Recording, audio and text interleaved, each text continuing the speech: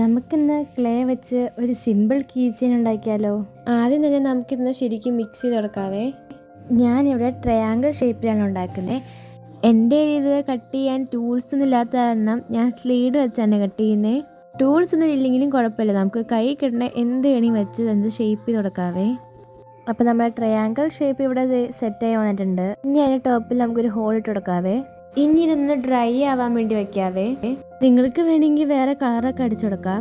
ഞാൻ ഇതിൻ്റെ അകത്ത് മാത്രം കളർ ചെയ്ത് കൊടുക്കണ്ടേ. സെയിം കളർ തന്നെ യൂസ് ചെയ്യോട്ടോ ഞാൻ ചെയ്തേ. ഇതിൻ്റെ ഉള്ളിലായിട്ട് നമ്മുടെ പേരോ അല്ലെങ്കിൽ മിനി പിക്ചറൊക്കെ വരച്ചു കൊടുക്കാവേ.